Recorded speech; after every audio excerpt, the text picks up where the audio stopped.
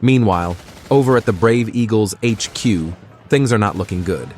Their leader's pacing around like a cat in a room full of rocking chairs, freaking out over the mess they're in.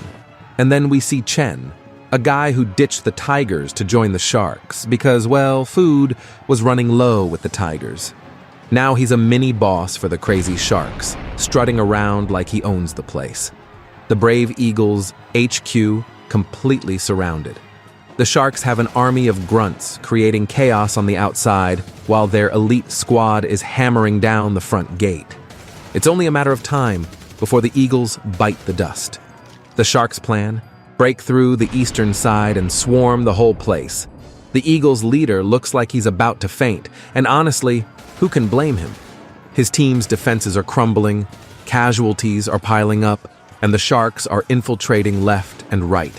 Then bam! One of the sharks trying to sneak in gets sniped right in the head. The sharks are all like, who the hell is that? They immediately send a squad to hunt down the mystery shooter, figuring it's a sniper hiding out in one of the nearby buildings. Yue, meanwhile, sees they're onto her. She remembers Wang's words. You and Meow are just distractions. Keep moving. Don't let them figure out it's just the two of you. So every time the sharks catch a glimpse of her, she switches positions like a pro. Back at the Eagles HQ, the leader's yelling orders, defend the east, west, and south now, or we're toast. One of his crew comes running with some good news for a change. Someone's attacking the sharks from the shadows and slowing them down. The Eagles' leader almost cries tears of joy. Finally, some help! On the sharks' side, their boss Xing gets a radio call. Her team's panicking. We can't find the sniper, half our squad's down. What do we do? Xing's seething with rage. I don't care who's out there. If they even think about running, I'll kill them myself. She's fuming, but she's not stopping the attack. The Eagles' leader isn't exactly feeling hopeful, though. His squad's numbers are dwindling fast, and if the sharks hit them hard again, it's game over. And then Xing herself rolls up onto the battlefield. She's standing tall on top of a heavily armed vehicle, ready to rain down hell. Fei looks like he's about to explode with rage. Xing calls out to the Eagles' leader. Here's the deal. Let us into your base and I'll call off my guys, no more bloodshed. But the leader? He's not having it. Not a chance. Xing just smirks. All right then, have it your way. The sharks haul in ladders to storm the place, but before they can make their move, Xing starts unloading her heavy artillery. Fei's frozen, staring at the chaos like a deer in headlights. And just when it looks like all hope is lost, something comes hurtling down from a nearby rooftop. A freaking rocket. It slams into Xing's vehicle, and boom! The whole thing goes up in flames, sending everyone flying. The Eagles' leader is ecstatic. This is it. We've got a chance. He rallies his team, and they start fighting back, taking down the sharks one by one. The sharks, meanwhile, are scrambling to find Xing. And when they do, she's alive, but barely standing, seething with rage. Who the hell did this to me? And then we see him. Wong, standing tall, rocket launcher in hand, looking like an absolute legend. Fei's all hyped up with everything going on, and you can tell he's itching to make a move. Meanwhile, our boy Wang casually activates his in-game system and, bam, stores his rocket launcher in the storage space he unlocked with an upgrade. Then, out of nowhere, a booming voice comes over some giant loudspeakers. Turns out, it's the leader of the Brave Eagles himself, giving Wong a massive shout-out for saving their butts. He's all, if you ever need help in the future, I got your back, man. But Wong, he's like, cool story, bro, but I'm out of here. No interest in sticking around for the drama. Post-battle breakdown. Both gangs took a serious hit, but the crazy sharks got wrecked the most. Only 30 of them are left standing, and more than half are injured. Even their boss, Xing, is down for the count. The Eagles? Their leader just needs some R&R. Nobody's making any big moves anytime soon, so it's peace and quiet, for now. Cut to our crew celebrating their win. Meow's teacher is blown away. How did just the three of you cause this much chaos? He's also low-key feeling bad for not being able to help. Wang shrugs it off, saying, "The gangs won't be doing anything for a while, but we need to find a new place to live." His plan?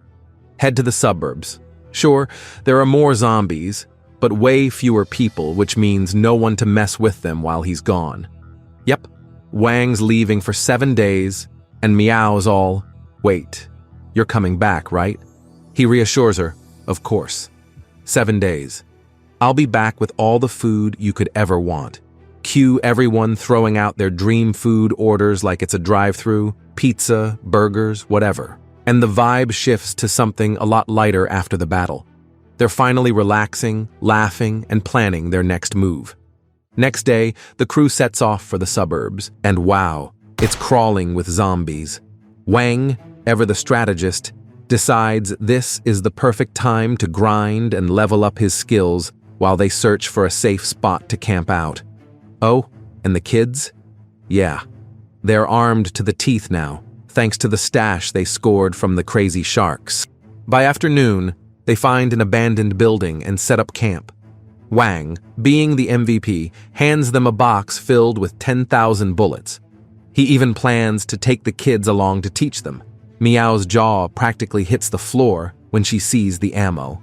"This is insane," she says, before turning to Yue and suggesting they use tomorrow to stock up on food. She was hoping to spend time with Wang before he leaves, and now she's stuck prepping for a veggie run.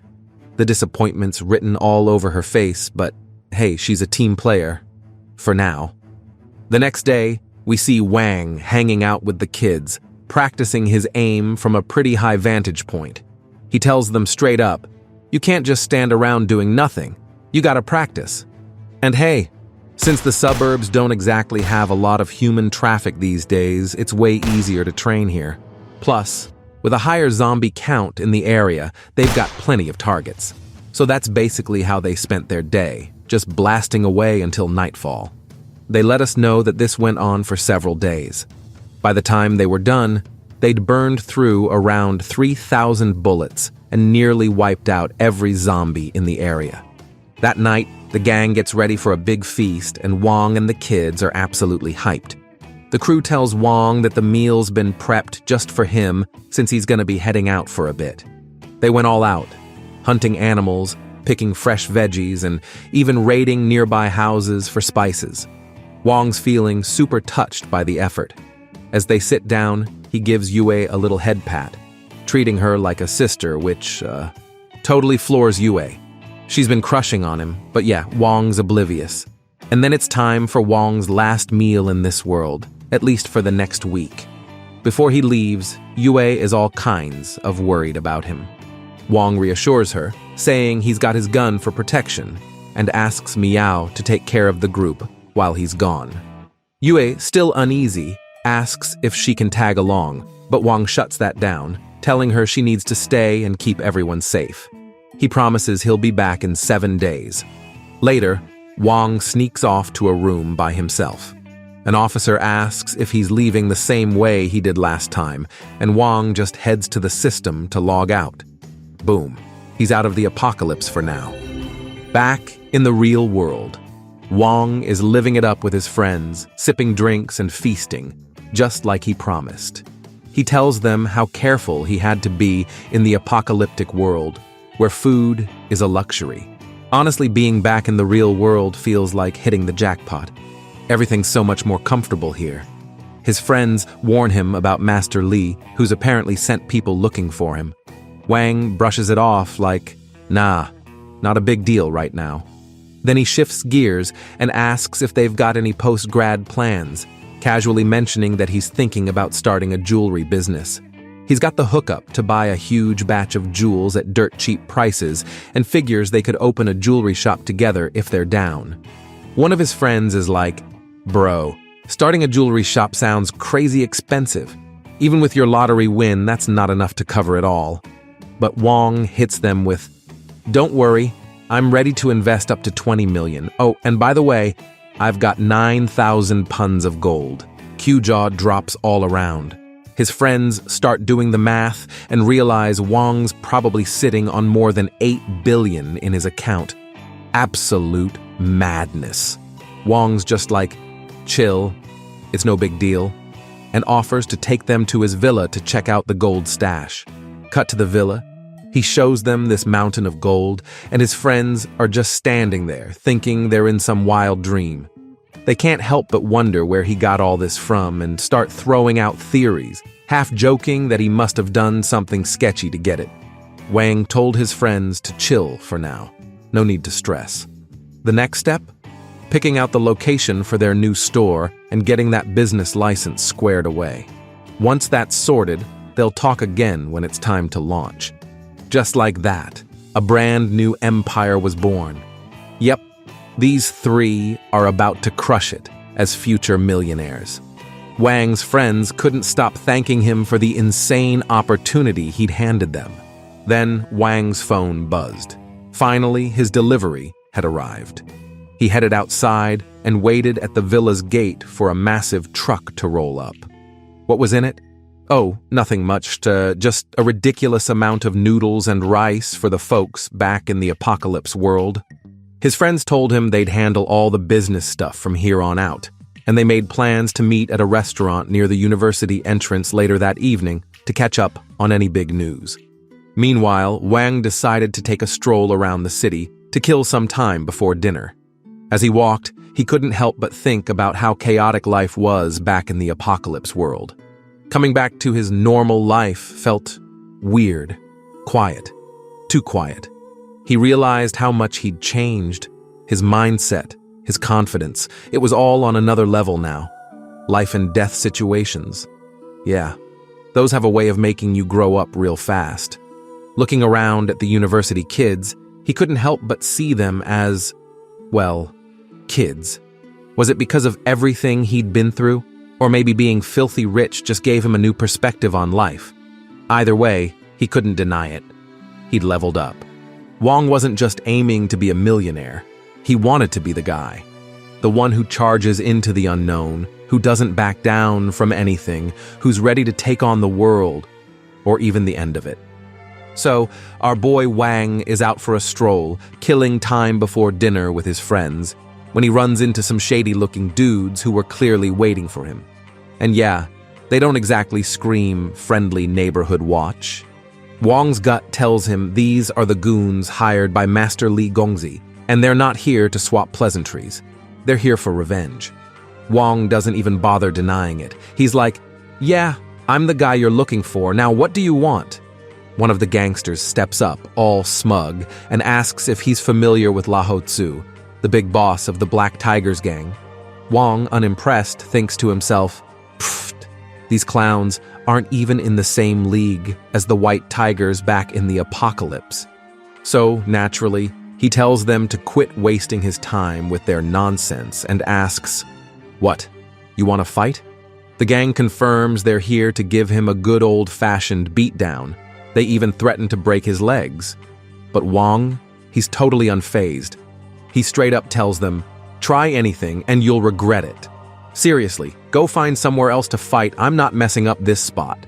Surprisingly, the gang agrees, though one of them warns the others, whispering something about how Wong might be dangerous.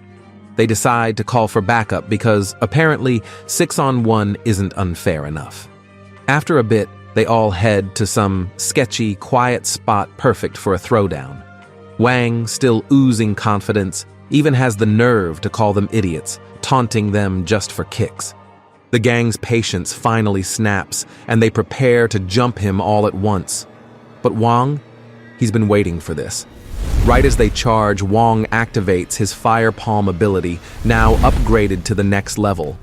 With one swift move, he launches a guy into the air like a rocket. The rest of the gang freezes, eyes wide, muttering, wait, does he know Kung Fu? But they're too deep in it now, so they regroup and rush him again. This time, they pull out knives, managing to slash Wong in the back.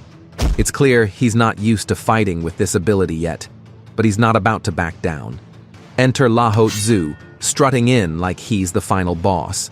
He's ready to finish Wong off, but our guy catches his attack barehanded, and smirks. Laho's stunned like, how is this dude so strong? Wang takes the opportunity to mock him, then delivers a brutal punch right to Laho's family jewels, effectively ending any chance of him continuing the family line. Wong doesn't stop there. He follows up with a fiery blast that sends Laho flying across the lot. Then, as if this isn't chaotic enough, he starts provoking the gang again, daring them to come at him. Just as things heat up, a convoy of trucks rolls in, and the gang cheers, thinking reinforcements have arrived. But Wang isn't worried. He knows his fire attacks aren't strong enough to handle all of them at once, so he switches tactics. Cool as ever, he pulls a gun from his jacket and fires a warning shot into the air. The gang freezes. They weren't expecting this twist. Now pointing the gun at them, Wong lays it down. If any of you step forward, I'll start shooting. Maybe I only need 1 bullet, but hey, 2 would really make my point. The gang leader, still trying to act tough, calls Wong's bluff, claiming the gun might be fake. Wong shuts that down real quick with a bullet straight to Laho's thigh. The guy drops like a sack of potatoes, screaming in pain. Wong turns to the rest and deadpans, "This isn't a game. You want to fight? Step up and take a bullet for the team." At this point, the gang leader tries to save face, yelling threats at Wong. But Wong doesn't even let him finish. He points the gun right at the guy's head, shutting him up instantly. The tables have fully turned. Wong, now enjoying himself, toys with them a bit, pretending he's about to fire. The gang panics, throwing their hands up and begging for a truce.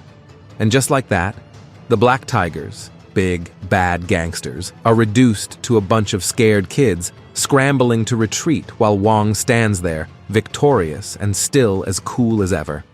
Wang let out a sigh of relief.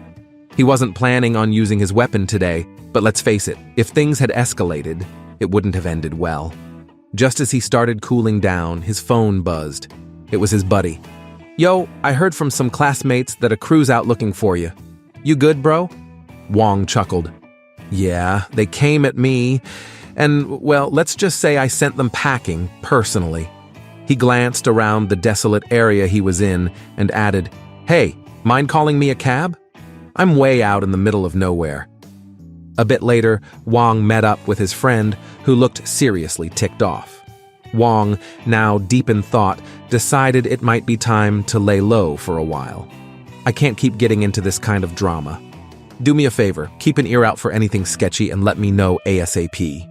His friend nodded, promising to keep him updated while Wong stayed off the grid. Switching gears, Wang's crew started talking about their jewelry business plans. "So we registered the shop, but now we've got to wait 2 weeks for the license. Meanwhile, we're scouting for a good location." Wong waved it off. "Don't stress. Just focus on finding a middleman to handle the setup. Call me when it's all locked in."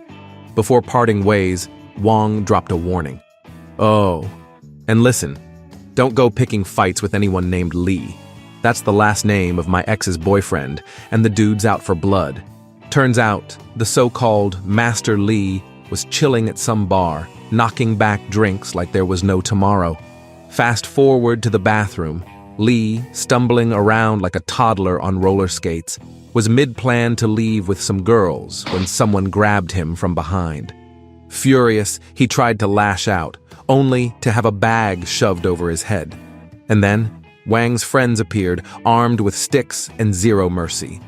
"Time to teach this punk a lesson," one of them sneered. They didn't hold back, laughing as they threatened to kill him. Lee, terrified, started begging. "Take my money, whatever you want." But nah, they weren't there for cash. Next thing you know, they dragged him to a stall, one that reeked. Inside, a toilet full of poop, courtesy of one of the guys. Without hesitation, they shoved Lee's head straight into it. He came up gagging, sobbing and vomiting, absolutely humiliated. Meanwhile, back at Wong's place, the guy was on a totally different mission: meal prep. He whipped up enough food to last his squad in the apocalypse for a whole month. Using his futuristic system, he packed it all into a high-tech storage space that kept everything fresh. Satisfied, he activated the portal and returned to the apocalyptic world. Alrighty, that's a wrap for today's episode. Go check the channel to see if the next part's already up. If it is, it'll be right here on the screen, so just click it and boom, you're there. Catch you in the next vid. Bye.